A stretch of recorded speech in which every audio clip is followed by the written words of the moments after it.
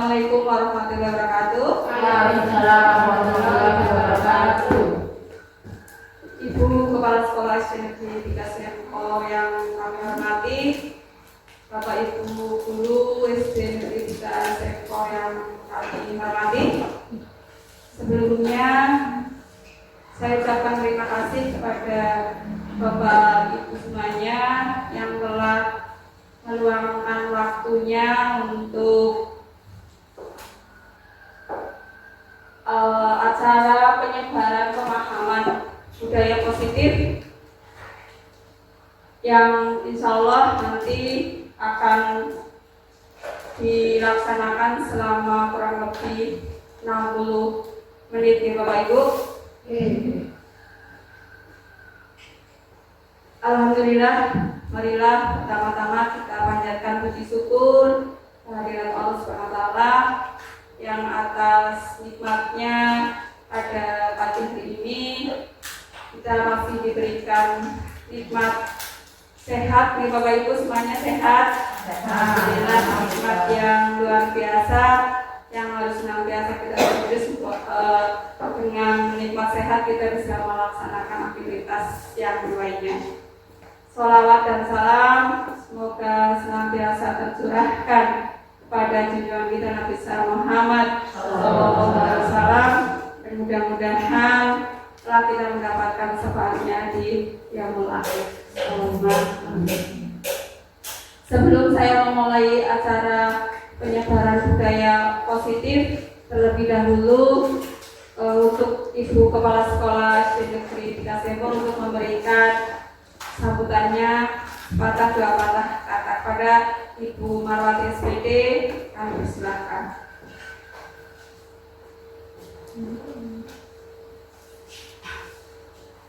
Assalamualaikum warahmatullahi wabarakatuh. Waalaikumsalam warahmatullahi wabarakatuh. Bismillah, alhamdulillah, la haula wala quwata illa billah, amma ba'du. Selamat siang dan salam sejahtera untuk kita semua.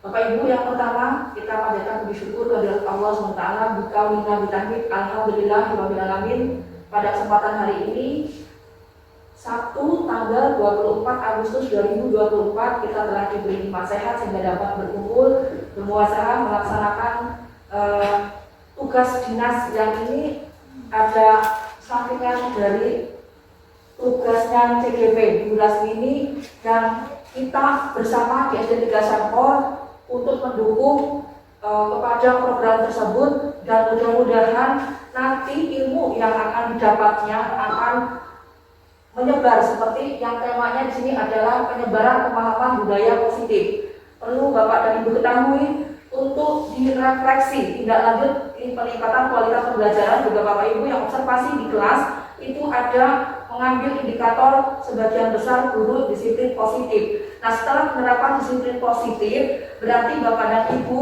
untuk ini saling menyebarkan pemahaman budaya positif ke peserta didik yang intinya nanti aturan di budaya positif ini anak-anak individualnya paham bahwa budaya positif itu yang seperti apa, yang artinya untuk diterapkan agar semua dari peserta didik Bapak Ibu itu bisa melaksanakan menjadikan kebiasaan yang sangat positif dan sangat baik. Begitu Bapak Ibu. Nah, di kurikulum Merdeka bahwa kita melaksanakan banyak sekali modul. Modul kalau tidak kita pelajari sedikit atau setahap demi setahap, Bapak Ibu nanti bisa tertinggal banyak. Nah, sekarang untuk transformasi pendidikan bahwa yang minimal Bapak Ibu bisa atau paham lah, nggak semuanya dilaksanakan, tapi tahu persis transformasi adalah yang tadinya di kurikulum 13 Bapak Ibu beralih ke kurikulum Merdeka yang dijadikan sebagai kurikulum nasional. Jadi saya mengajak, mengimbau semua dan memotivasi untuk semua guru yang ada di SD 3 Sempo bertransformasi pendidikan. Artinya Bapak Ibu tetap mempunyai tugas untuk tadi peningkatan kualitas pembelajaran, karena di dalam pendidikan SD 3 Sempo inilah yang kualitas pembelajarannya agak masih rendah ya, kurang peningkatannya di rapat pendidikan yang tahun 2023. Insya Allah KMBK yang tahun 2024 kelas 5 yang sekarang di bulan Oktober nanti mudah-mudahan bisa meningkatkan level pendidikan SD 3 Sempor.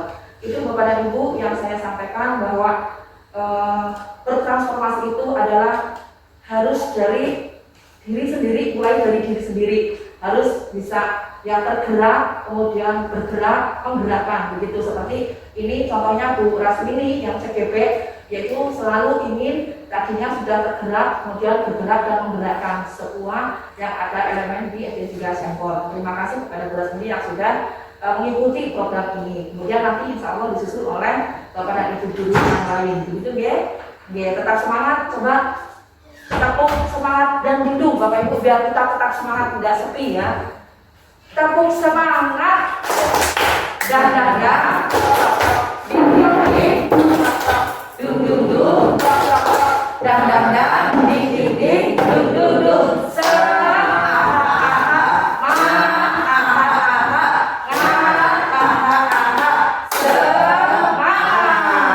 luar biasa. Terima kasih. Wassalamualaikum warahmatullahi wabarakatuh. Waalaikumsalam.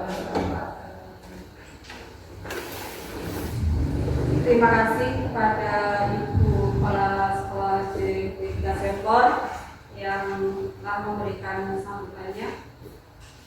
Lanjutkan untuk selanjutnya nih Bapak Ibu. Nah, biar tidak sepaneng, kita senyum dulu Bapak Ibu selama 30 detik. Monggo dihitung dari Seringnya tidak ada suaranya. tersenyum. Monggo tersenyum dulu. Karena itu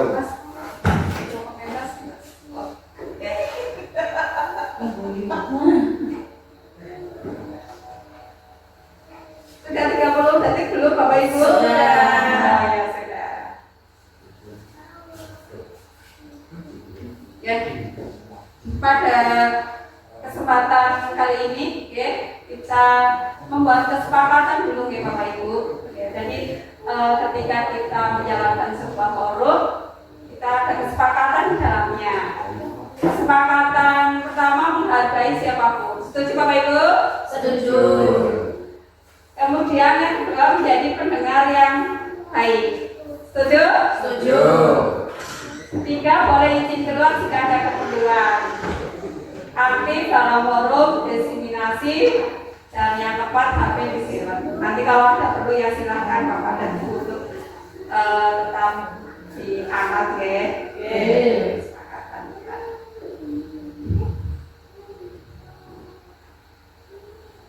Kemudian kita kembali ke mereview Bapak Ibu, mereview tokoh pendidikan Ki Hajar Dewantoro. Nah, beliau adalah tokoh pendidikan yang luar biasa yang sudah mendunia. Menurut Ki Hajar Dewantoro, tujuan pendidikan adalah menuntun segala kodrat yang ada pada anak-anak agar mereka dapat mencapai keselamatan dan kebahagiaan yang tinggi-tingginya, baik sebagai manusia maupun sebagai anggota masyarakat. Oleh sebab itu, pendidik itu hanya dapat menuntun tumbuh atau hidupnya kekuatan kodrat yang ada pada anak-anak agar dapat memperbaiki lakunya, bukan dasarnya.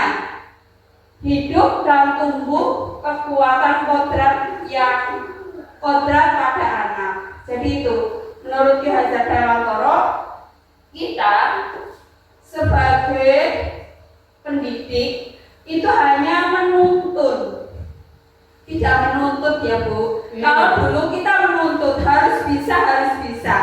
Tetapi menurut Ki Hajar Dewantoro, pendidik itu adalah menuntun segala kodrat yang ada pada diri anak.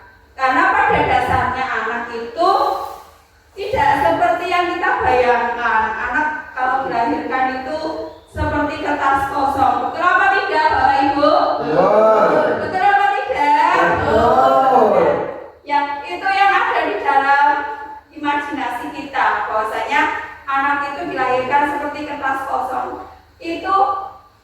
Memang betul Bapak Ibu, anak itu dilahirkan sudah membawa guratan-guratan yang ada pada diri anak. Ya, kewajiban kita adalah menebalkan guratan-guratan tersebut sehingga guratan-guratan itu akan tebal. Kita mengarahkan, oke? Jadi tidak seperti kertas kosong karena sudah ada guratan-guratan tipisnya. Nah, kewajiban kita sebagai pendidik, sebagai orang tua di sekolah adalah menebalkan, mengarahkan guratan-guratan itu agar guratan-guratan itu menjadi karakter bagi anak tersebut, seperti itu. Nah, diibaratkan kita itu pendidik itu seperti tukang kebun atau seperti petani, oke? Dan peserta didik itu diibaratkan seperti biji jagung yang kita tanam.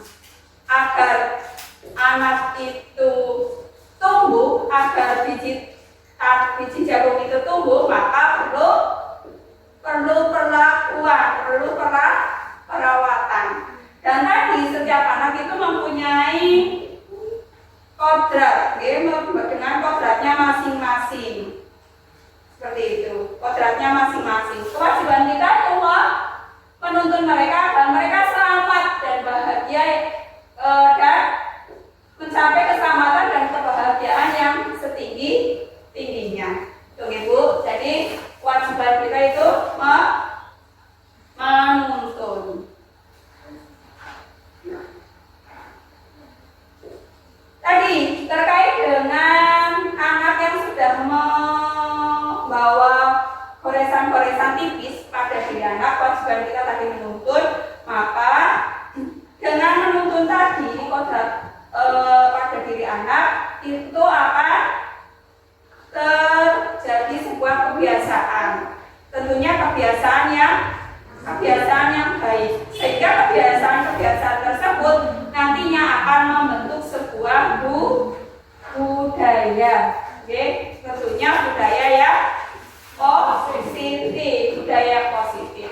Nah, budaya yang positif di sekolah yaitu nilai dan kebiasaan di sekolah yang berpihak pada murid agar mereka dapat berkembang menjadi pribadi yang kritis, penuh hormat, dan tanggung jawab sesuai dengan profil pelajar Pancasila tadi.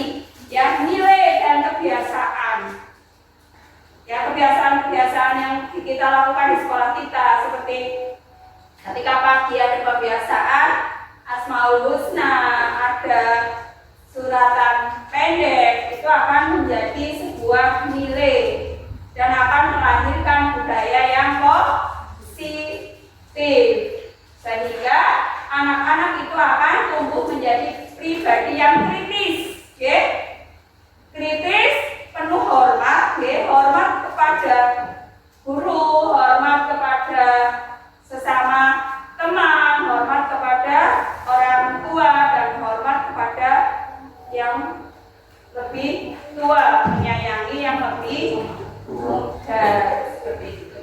Serta tanggung jawab, anak akan dengan budaya positif itu akan membentuk anak menjadi pribadi yang bertanggung jawab.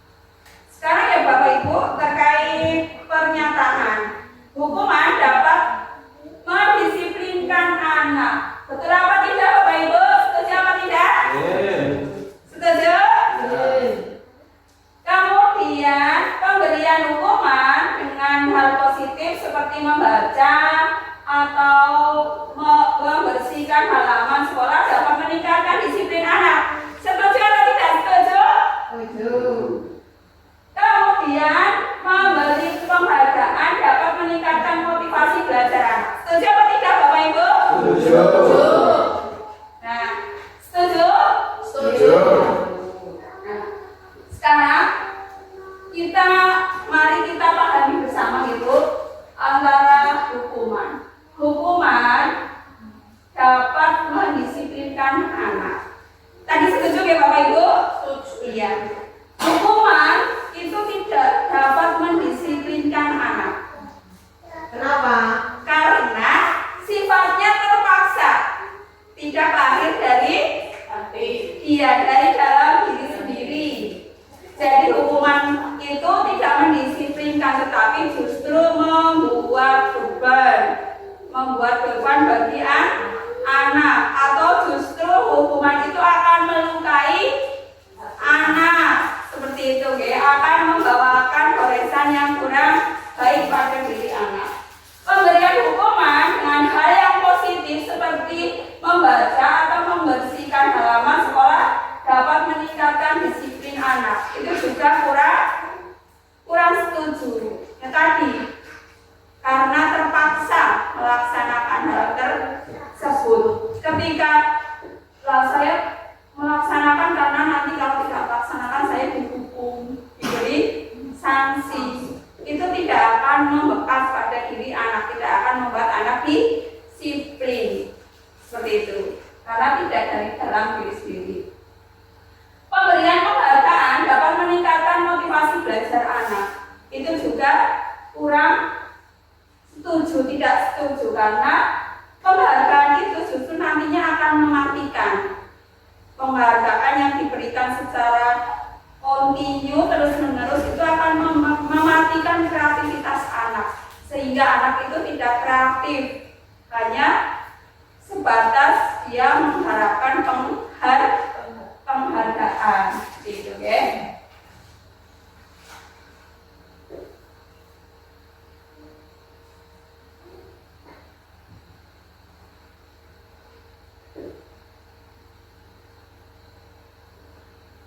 Nah, seorang guru yang baik harus memiliki kemampuan dalam mewujudkan budaya positif di sekolah. Jadi kita diharapkan itu memiliki kemampuan untuk mewujudkan budaya yang baik di sekolah. Budaya positif tersebut dapat dijalankan dengan menerapkan konsep-konsep inti seperti tadi ya. Budaya positif itu dapat dijalankan, dapat diwujudkan sekolah kita dengan menerapkan konsep inti.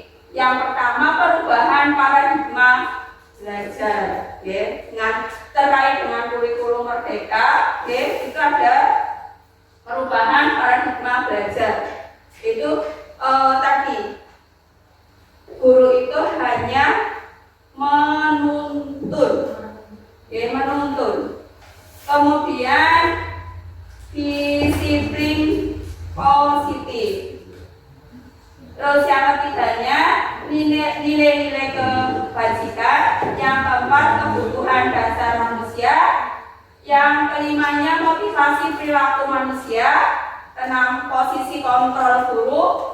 Yang ketujuh, keyakinan kelas. Yang kedelapan, segitiga restitusi. Nanti yang kita akan bahas bersama-sama, Bapak Ibu, kita akan pelajari bersama terkait dengan 8 konsep inti untuk mewujudkan budaya positif.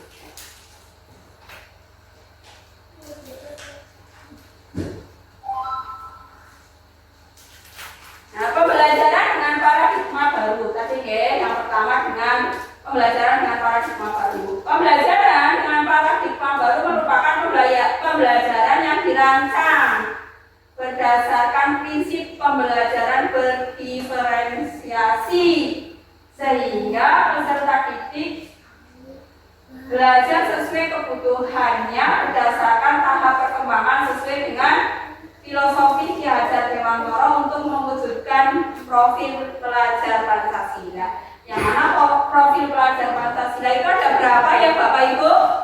6. Ada 6, betul. Apa saja ya Bu? Pertama, pada Tuhan Yang Maha Ya, Esa. beriman dan bertakwa pada Tuhan Yang Maha Esa, berkebinekaan global, gotong royong, mandiri, kreatif, bernalar kritis, yaitu ya, yang akan kita wujudkan adalah pelajar yang seperti itu. Nah,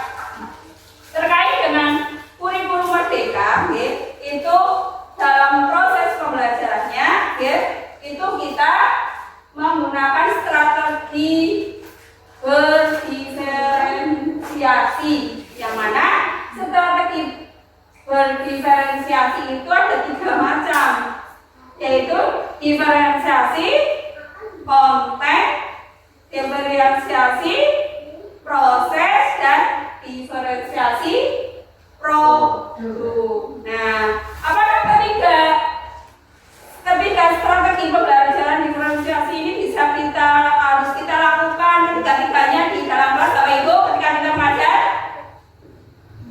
Harus apa tidak Bapak Ibu? Tidak.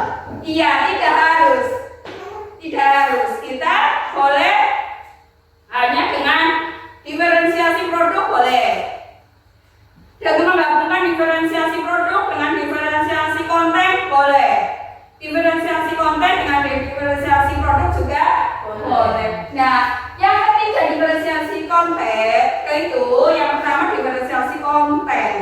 Diferensiasi konten itu adalah terkait dengan materi yang akan kita ajarkan kepada anak-anak kita. Loh, anak-anak kita 36, apa kita harus membuat materi 36?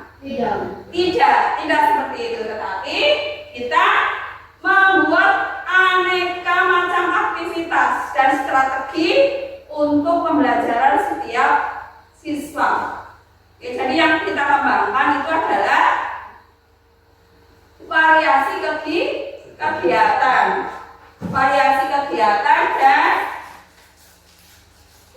kegiatan dan strategi yang kita gunakan. Oke. Nah, kemudian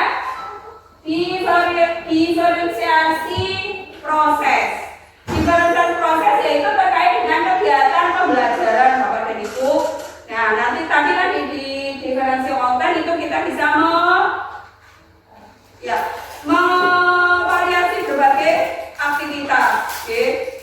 Bisa dengan contohnya dengan artikel atau dengan portofolio atau dengan video ataupun yang sumber belajar yang lainnya. Nah, di diferensiasi proses nanti anak-anak proses pembelajarannya sesuai dengan kebutuhan dan minatnya. Di sini guru memberikan bimbingan, oke? Bimbingan, instruksi mana anak yang bisa belajar secara mandiri, mana anak yang harus mendapatkan bimbingan lebih banyak. Seperti itu, oke? Itu di dalam diferensiasi proses nanti anak dikelompokkan sesuai dengan minat dan kebutuhannya. Nah, kemudian yang ketiga diferensiasi produk. Nah, di diferensiasi produk anak itu diberikan kebebasan untuk memilih produk akhirnya, Bapak Ibu. Produk akhir yang dari hasil belajarnya. Nah, hasil belajarnya anak itu mau menyampaikan dalam bentuk apa? Bentuk presentasi boleh, bentuk unjuk kerja juga boleh, bentuk tertulis boleh, bentuk yang lainnya juga boleh. Anak diberikan kebebasan dalam memilih produk akhirnya sesuai dengan minat dan tingkat pemahaman mereka. Seperti itu terkait dengan diferensiasi produk. Oke. Nah, sehingga dengan pembelajaran berdiferensiasi semua peserta didik akan terlayani kebutuhannya. Seperti itu ya Bapak Ibu.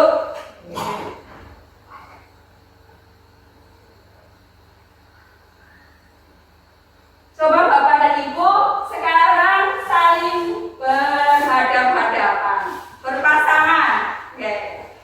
Pasang di kepala. Saling berpasangan Bapak dan Ibu. Saling berpasangan. Berpasangan Bu Bupati dengan Pak Tamjid. Ya. Nah, Bapak Ibu, satu orang memegang tangannya. Satu orang memegang tangan kita. Memegang tangan kita, memegang tangannya. Tangan kita genggam. Tangan kita genggam. Satu orang merayu. Saya memegang tangan saya. Kita memegang tangannya.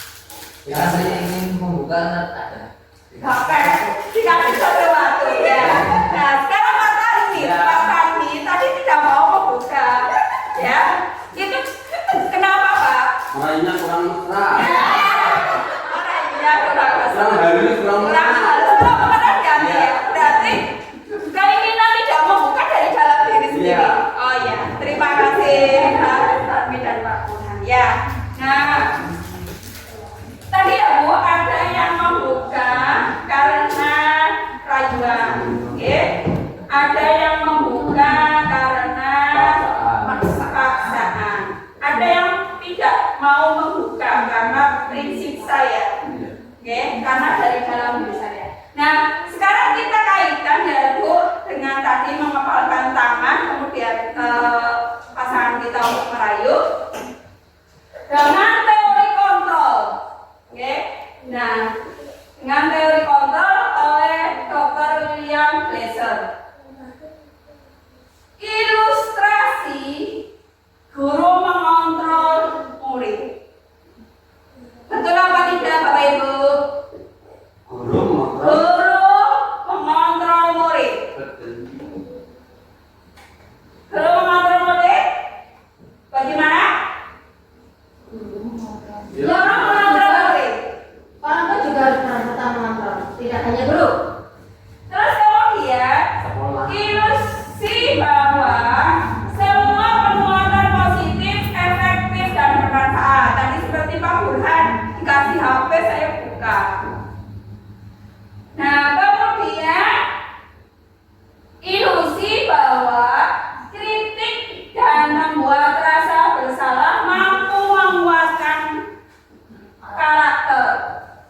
Terus ilusi bahwa orang dewasa berhak memaksa. Betul semua. Betul apa salah? Miskonsepsi.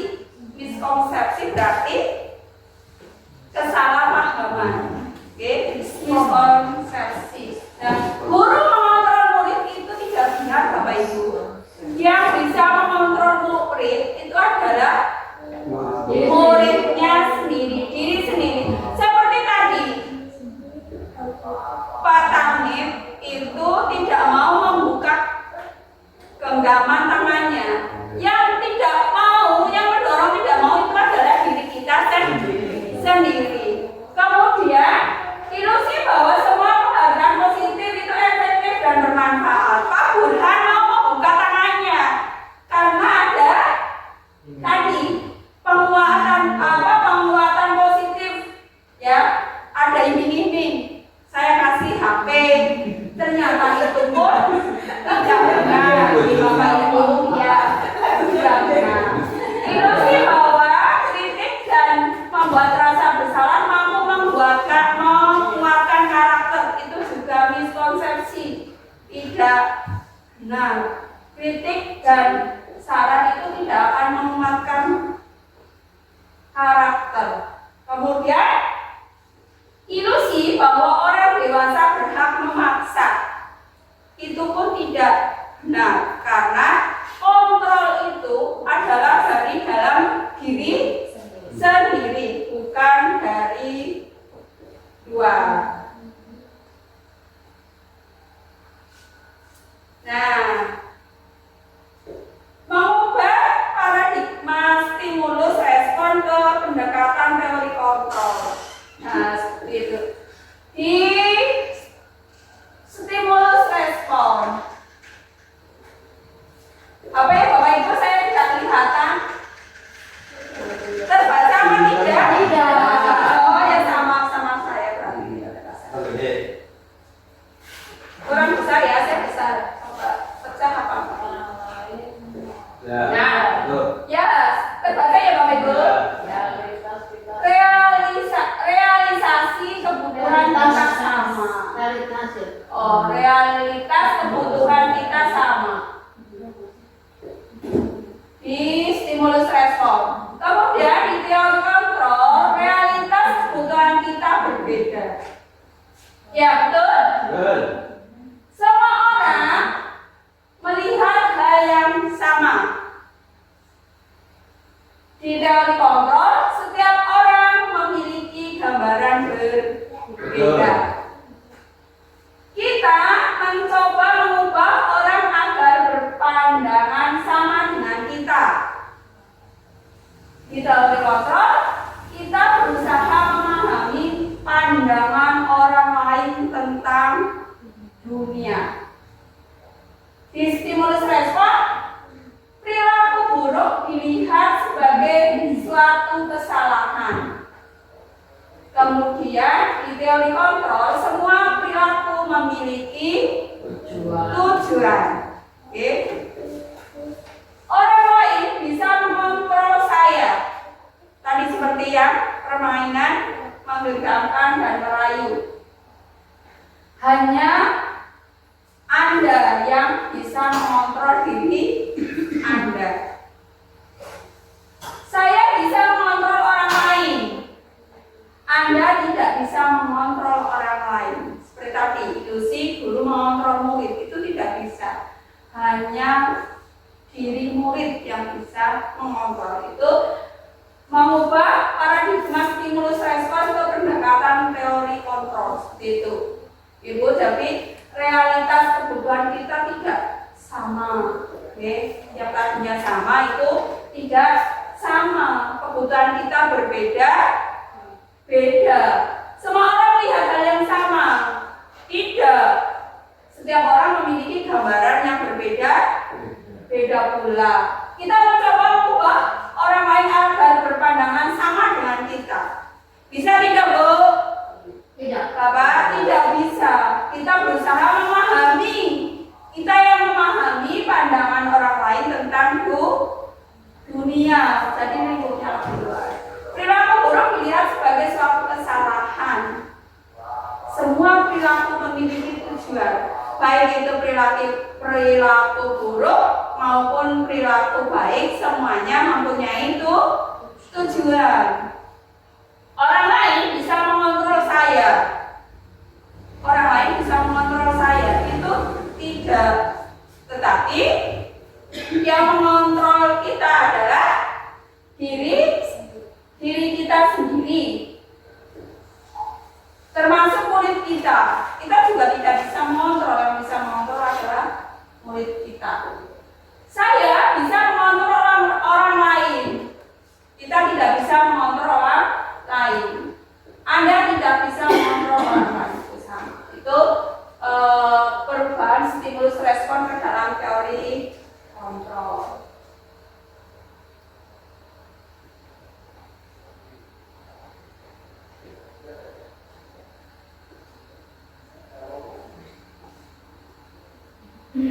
Nah, sekarang disiplin positif. Tadi ke budaya positif yang kita lakukan secara terus menerus, kemudian di dalamnya itu ada nilai yang hendak kita sampai, maka nanti akan terbentuk menjadi disiplin positif. Ya, yang kedua disiplin positif.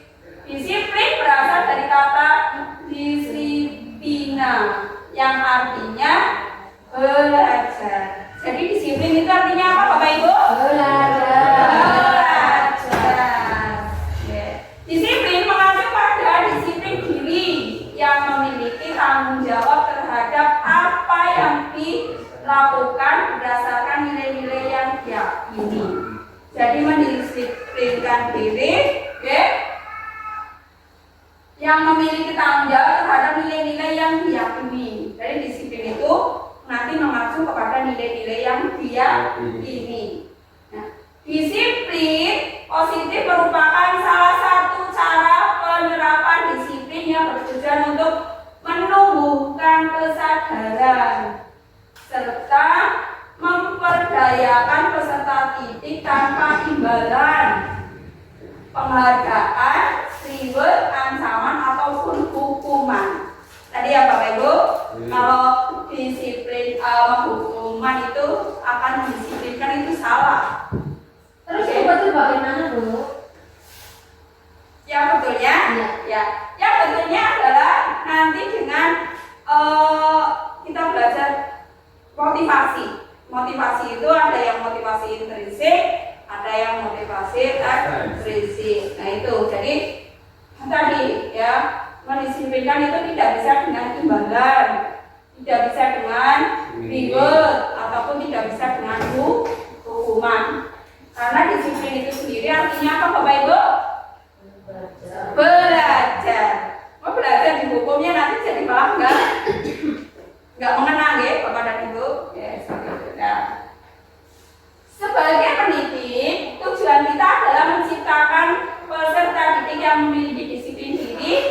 sehingga mereka berhasil mengacu pada keadaan nilai-nilai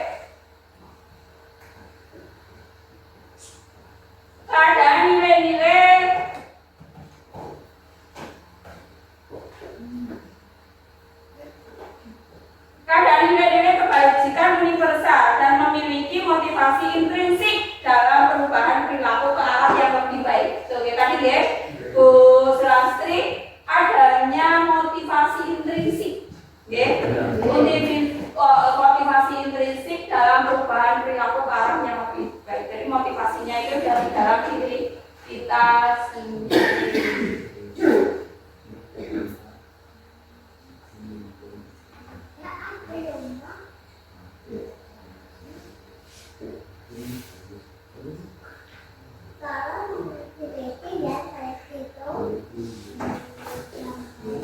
Nah, dalam budaya kita, sebagai orang Indonesia, makna kata disiplin dimaknai menjadi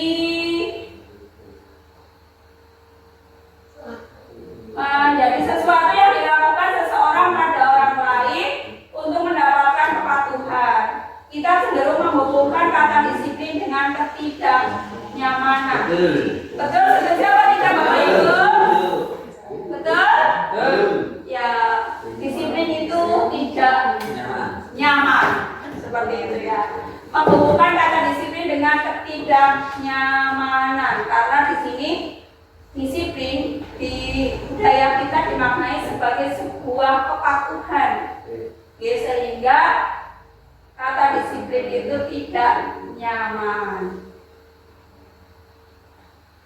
Nah, nilai-nilai kebajikan untuk membudayakan budaya positif, nilai-nilai kebajikan yaitu nilai yang disepakati bersama, lepas dari suku bangsa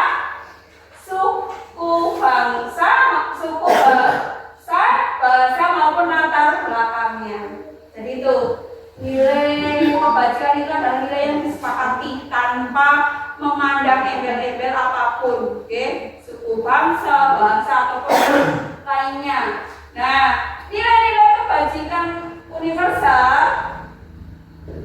nilai-nilai kebajikan adalah sifat-sifat positif manusia yang merupakan tujuan mulia yang ingin dicapai setiap individu. Jadi setiap individu itu ingin mencapai nilai-nilai kebajikan tersebut karena merupakan sebuah hal yang mulia. Nilai yang disepakati bersama lintas bangsa, suku bangsa, agama maupun latar belakang. Tadi itu nilai kebajikan. Nah, yang arahnya nanti adalah terbentuknya profil pelajar Pancasila.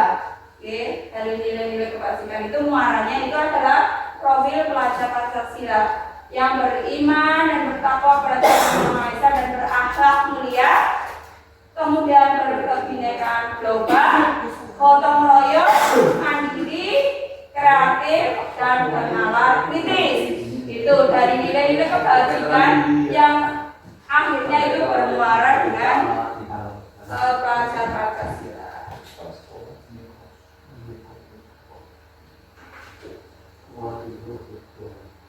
Nah, sekarang yang keempat Bapak dan Ibu tentang kebutuhan dasar manusia. Nah, semua kita sebagai manusia itu mempunyai kebutuhan dasar yang harus kita penuhi. Nah, kebutuhan dasar manusia itu ketika salah satunya tidak terpenuhi, maka akan menimbulkan suatu hal yang negatif. Kebutuhan dasar manusia adalah segala sesuatu yang kita lakukan untuk mendapatkan apa yang kita inginkan. Jadi yang kita lakukan untuk mendapatkan yang kita inginkan. Seluruh tindakan yang kita lakukan memiliki tujuan. Tadi menurut teori kontrol bahwa yang kita lakukan itu mempunyai tujuan. Tindakan yang kita lakukan memiliki tujuan tertentu. Dan semua usaha terbaik yang kita lakukan adalah dalam rangka agar kebutuhan dasar kita terpenuhi dengan baik. Oke, seperti itu ya. Betul Bapak Ibu? Betul. Yang kebutuhan dasar ini, ya. Jadi kita akan melakukan upaya apapun untuk memenuhinya. Oke. Nah tadi jika salah satu tidak terpenuhi maka akan menimbulkan akibat yang lainnya. Negatif. Oke. Nah, 5 kebutuhan dasar itu apa saja Bapak dan Ibu? Makan. Bertahan. Ya, bertahan hidup. Kasih sayang. Kasih sayang dan rasa diterima. Penguasaan. Penguasaan betul. Bebas. Bebas. Ya, kebebasan. Senang. Ya, Gembira. kesenangan. Gembira. Ini 5 kebutuhan dasar ini harus dipenuhi Bapak Ibu. Semuanya kelima-limanya itu harus terpenuhi.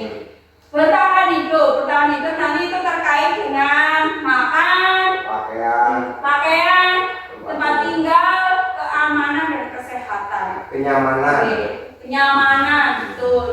Ada rasa nyaman, rasa aman, sehat itu harus terpenuhi untuk bisa bertahan Hidup. hidup. Kalau salah satu tidak terpenuhi akan menimbulkan reaksi yang Tidak perasaan. ya. Nah, kebutuhan kasih sayang dan rasa diterima. Semua manusia itu membutuhkan rasa diterima. Ya. Nah, dipedulikan, berbagi, kerjasama, menjadi bagian dalam kelompok. Ya Pak Burhan, ketika Pak Burhan awal di semester 3 itu Pak Burhan ingin kebutuhan rasa diterima, kemudian mendapatkan kasih sayang itu Pak Burhan itu membutuhkan itu. Ya, Oke? ya, ya. Ya, itu. Kemudian dipedulikan, peduli tidak dicuekin, oke? Tidak Nah, dibullying. ya. Terus bekerja sama, oke? Seperti itu. Penguasaan. Nah, terkait dengan penguasaan itu adalah harga diri, keinginan untuk dianggap, oke? Kemudian memimpin, berprestasi, diakui dan didengar, itu adalah kebutuhan penguasaan. Oke? Nah, kemudian kebutuhan kebebasan, tidak terbelenggu, bebas Bapak Ibu. Nah, kebebasan seperti apa yang harus kita penuhi di sini? Mandiri, oke? Mandiri memiliki pilihan. Jadi setiap kita memiliki pilihan, tidak boleh dipaksakan. Kita memilih sesuai dengan kebebasan kita. Mencoba hal yang baru, mampu mengendalikan arah dirinya. Ya, akan saya bawa kemana diri saya. Ya, itu nanti termasuk kebutuhan kebebasan. Bebas, akan saya bawa kemana diri saya?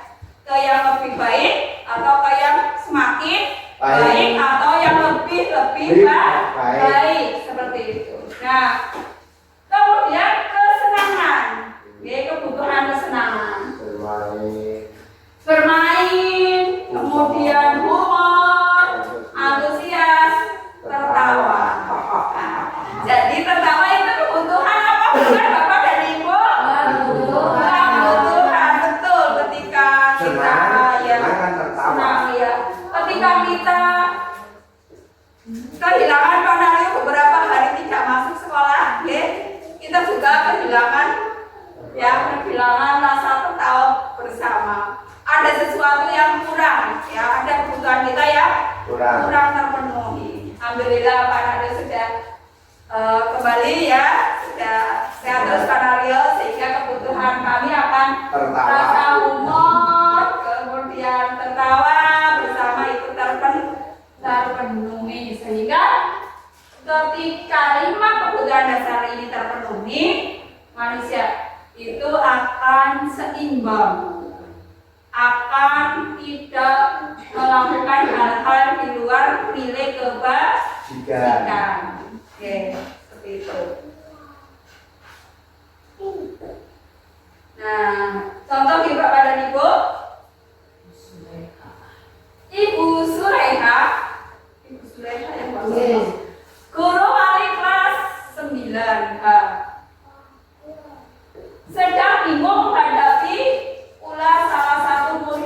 jelasnya. Ya, Tommy, beberapa anak telah mengeluhkan Tommy yang sering kali meminta bekal makan siang mereka dengan paksa. Ada apa tidak di sekolah kita, Bapak Ibu? Tidak. Oh, tidak ada, alhamdulillah. Jika Anda menghadapi situasi seperti itu, Sulaiha, apa yang akan Anda lakukan? Menurut Anda, kira-kira apa alasan Tony melakukan hal itu? Nah, itu adalah salah satu ketika indikasi dari 5 kebutuhan pokok tidak terpenuhi, maka manusia itu akan melakukan hal yang Menginginkan. melanggar nilai-nilai kebajikan. Nah, bagaimana Bapak Ibu ketika kita mendapatkan kasus yang seperti ini? Ada beberapa solusi ya Bapak Ibu. Kenapa Tony itu melakukan hal tersebut? Mungkin Tony itu lapar Iya dulu. betul. Ya. Karena mungkin Tony orang tuanya tidak mampu, mungkin juga yang dibawa tidak ada, akhirnya Tommy ingin makan seperti temannya tapi tidak punya, akhirnya minta kepada temannya. Iya bagus. Betul Pak Sandi. Itu karena rasa lapar. Oke. Kebutuhan dasar yang Tony itu berusaha untuk memenuhi kebutuhan dasarnya, itu bertahan hidup. Itu alasan pertama. Oke. Kemudian alasan yang keduanya Supaya Tommy diperhatikan oleh temannya, bisa. Ya betul. Kemudian juga diperhatikan oleh gurunya, karena Tommy nakal mestinya dilaporkan oleh anak yang dimintai makanan kita. Iya, betul. Terima kasih Pak Sandi. Ya. Yang keduanya, Tommy ingin memenuhi kebutuhan dasarnya, yaitu tadi apa Bapak dan Ibu? Mendapatkan perhatian, mendapatkan kasih sayang dan rasa Diterima. Mungkin di keluarganya Tommy tidak mendapatkannya, sehingga dia melakukan hal yang melanggar nilai kebajikan agar dia dapat memenuhi kebutuhannya, yaitu rasa diperhatikan, rasa kasih sayang dan diterima. Itu. Alasan yang ketiga, kenapa kami melakukan hal tersebut? Karena temannya jadi takut dengan dia dan menuruti keinginannya. Maka sebetulnya Tommy sedang berusaha memenuhi kebutuhan dasarnya akan kekuasaannya. Iya betul, supaya teman-temannya itu memiliki rasa takut kepada Tony, sehingga kebutuhan dasar Tony akan penguasaan itu terpenuhi. Kemudian yang keempat, alasan yang keempat, Karena dia merasa bosan dengan bekal makanan yang dibawakan ibunya dari rumah. Karena ibunya selalu membawakan bekal yang sama. Oleh karena itu dia ingin mencoba makanan teman-temannya seperti apa sih rasanya. iya, Bisa seperti itu. betul. Ada kata bosan. Kalau ada kata bosan, kira-kira yang ingin dipenuhi kebutuhan apa Bapak Ibu? Keinginan makanan. Kebebasan, bebas, ingin bebas ya. Karena Tony ibunya masak yang itu dan itu, maka Tony bosan. Oke. Nah, Tony ingin memenuhi kebutuhannya berupa kebebasan, bebas untuk makan yang lainnya. Alasan yang kelima. Alasan yang kelima apa ya Bapak Ibu? Kira-kira? Mungkin bisa iseng, Bu. Si Ya Tommy betul. iseng. Karena Isa ya, karena Isa melihat teman-temannya kesal, itu Tony malah justru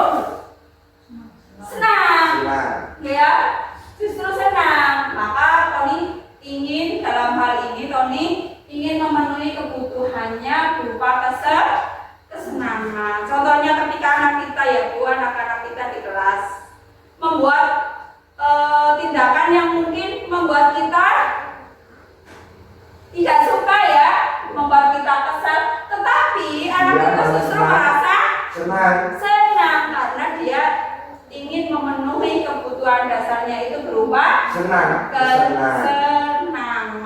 Jadi kalau ada yang berbuat sesuatu kita harus diklarifikasi dulu ya di Bapak Ibu, apakah anak itu melakukan sesuatu itu pasti tadi itu ada tujuannya. Hukuman itu tidak mendisiplinkan, tetapi hukuman itu justru akan memberikan dampak berupa menyakitkan. Ya, saya ingat Bapak dan Ibu ketika SMA, karena aturan kelas, kesepakatan kelas, keyakinan kelas yang datangnya bangun besok pagi dan akan diingatkan oleh kakak dan ibunda Naren ya. Ada lagi yang mungkin perlu dilakukan Naren agar tidak terlambat bangun lagi. Tidak ada, Bu. Baik Naren, terima kasih untuk kerjasama kamu. Sekarang kamu perlu kembali ke kelas untuk belajar. Baik, Bu. Terima kasih. ya itu tadi ya Bu, 5 posisi kontrol Posisi dulu manajer. yang harus kita terapkan ya. Dan posisi yang ketiga adalah posisi sebagai seorang manajer, di mana di sini di posisi sebagai seorang manajer kita memberikan kepada anak ya, tentang menawarkan ya, solusi dan usaha untuk memperbaiki diri. Nah, mengapa? Sekarang kita ke yang ke-7 ya Bapak dan Ibu, tentang keyakinan kelas. Keyakinan kelas yang mana kita sudah terbiasa Ibu, setiap awal tahun pelajaran baru kita membuat keyakinan kelas yang tadinya itu adalah kesepakatan kelas. Nah, mengapa keyakinan kelas? Mengapa tidak peraturan kelas saja seperti itu?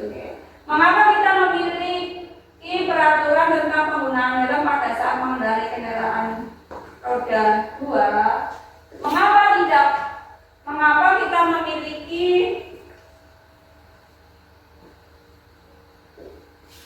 kita memiliki peraturan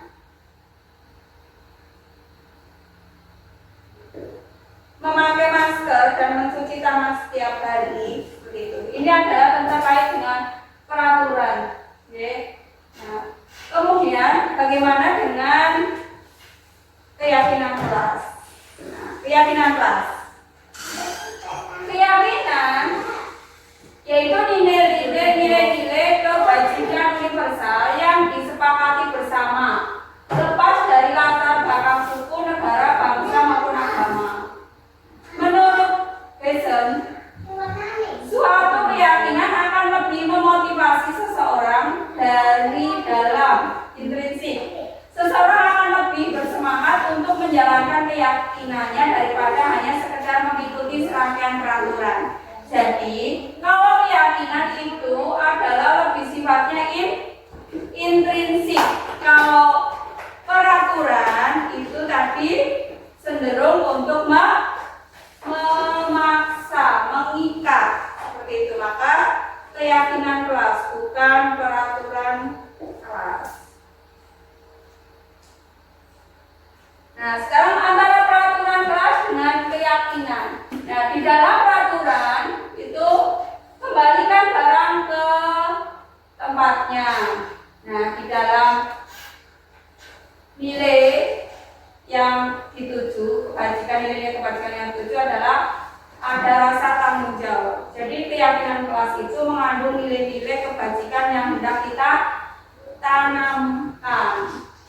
Nah, kemudian dilarang mengganggu orang lain.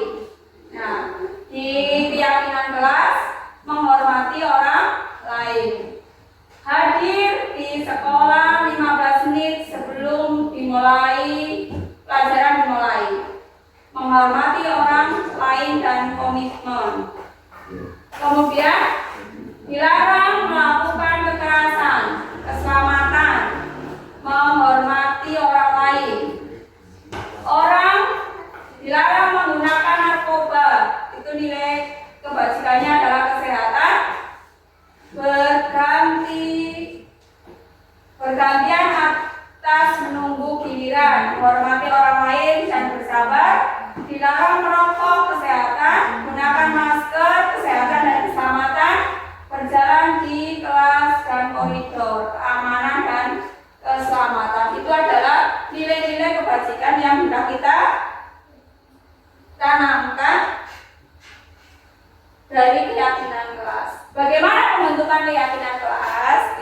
Nah, pembentukan keyakinan kelas yang pertama itu adalah lebih abstrak dari peraturan. Tadi itu bahwasanya keyakinan kelas adalah nilai-nilai ya, dan nilai-nilai yang berasal dari dalam diri, motivasi dari dalam diri intrinsik. Kemudian berupa peraturan yang universal secara menyeluruh, tidak hanya satu kelompok saja, satu orang, tetapi secara universal. Kemudian dibuat dalam bentuk yang positif. Oke, jadi bentuk yang positif biar menimbulkan aura positif. Oke. Kemudian sedikit saja agar mudah diingat. Terus yang kelimanya sesuai dengan kondisi kelas dan sekolah agar mudah diterapkan. Jadi disesuaikan dengan kondisi kelas masing-masing atau kondisi sekolah masing-masing agar bisa diterapkan. Semua warga kelas atau warga sekolah terlibat saat membuatnya. Jadi ada keterlibatan semua warga kelas di dalam membuat, tidak hanya sepihak saja. Nah, keyakinan kelas atau keyakinan sekolah salah satu contohnya. Terlihat apa tidak Bapak dan Ibu? Tidak terlihat ya.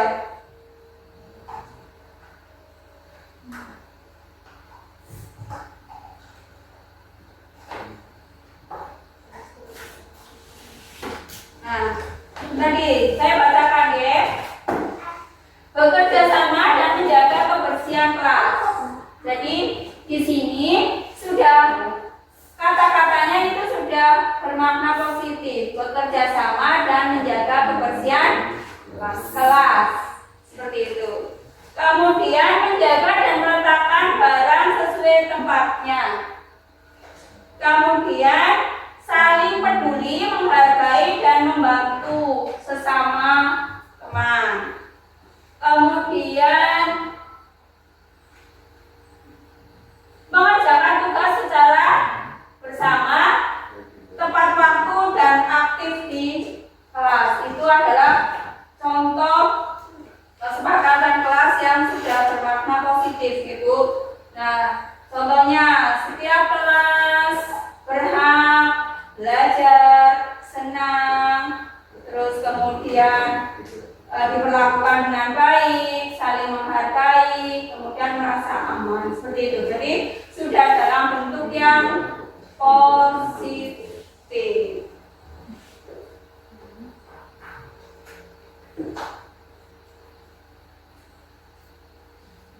Nah, kemudian yang terakhir adalah tahapan dalam segitiga restitusi. Ya, tadi ya Bu, dalam menyelesaikan sebuah permasalahan, kita harus menggunakan segitiga restitusi. Nah, segitiga restitusi ini sesuai dengan urutannya, tidak boleh kebalik-balik. Karena kalau salah satu kebalik nanti bukan segitiga lagi. Dalam urutannya itu harus sesuai. Yang pertama di dalam segitiga restitusi itu menstabilkan identitas, kemudian validasi tindakan yang salah, kemudian menanyakan keyakinan. Ini adalah 3 tahapan yang harus kita lalui di dalam segitiga restitusi. Nah,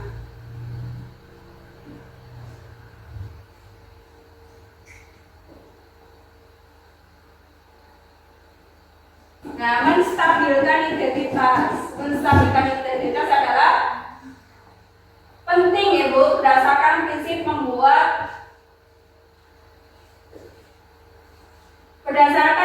membuat kesalahan adalah bagian dari proses pembelajaran. Jadi berbuat salah itu adalah merupakan salah satu proses dalam pembelajaran. Nah, di dalam menstabilkan identitas kita bisa menggunakan beberapa dengan meyakinkan bahwasanya berbuat salah itu wajar. Berbuat salah itu wajar. Kemudian Bapak Ibu juga pernah melakukannya. Berbuat salah, tidak ada manusia yang sempurna. Seperti itu, ketika kita sedang menstabilkan identitas itu kita bisa mengatakan seperti itu. Bapak Ibu tidak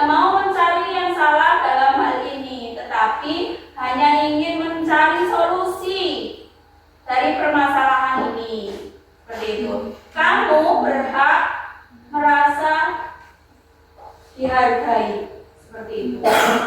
Jadi ini ya, ketika kita menstabilkan identitas kita mengatakan seperti itu. Kemudian validasi tindakan. Validasi tindakan itu adalah berdasarkan prinsip setiap perilaku berupaya memenuhi sesuatu kebutuhan tertentu. Jadi tadi tindakan, bahwasanya tindakan adalah tujuannya untuk melakukan memenuhi kebutuhan. Nah, itu kita bisa dengan cara kamu pasti punya alasan mengapa melakukan hal itu.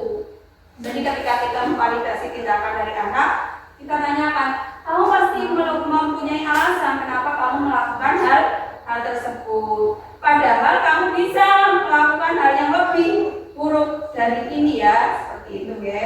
Kemudian menanyakan keyakinan berdasarkan prinsip teori kontrol bahwa pada dasarnya kita termotivasi secara intrinsik. Jadi tadi adanya motivasi secara intrinsik berupa contohnya keyakinan kelas mana yang sudah kita sepakati, gambaran seperti apa yang bisa kita lakukan. Bapak dan Ibu tidak mencari siapa yang benar dan siapa yang salah. Mari kita cari solusinya bersama-sama. Itu adalah di dalam kita melakukan segitiga restitusi, kita harus melaksanakan ketiga dari tahapan tersebut.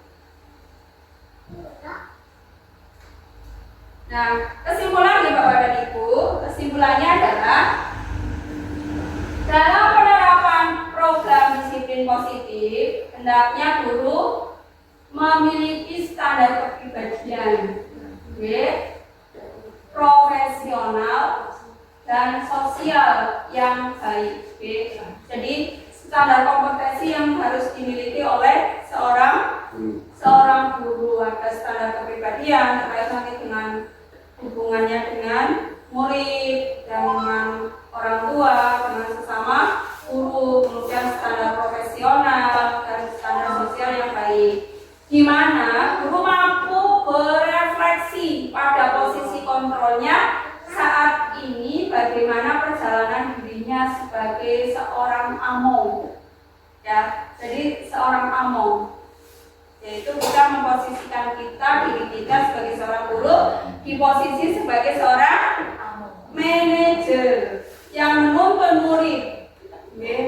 murid, sehingga murid dapat menjadi insan yang mandiri, merdeka dan bertanggung jawab. Itu adalah merupakan standar dari pendidikan nasional kita nih Bapak dan Ibu. Tadi itu terkait dengan budaya positif ya Bapak Ibu. Terima kasih atas kesediaan Bapak dan Ibu meluangkan waktunya.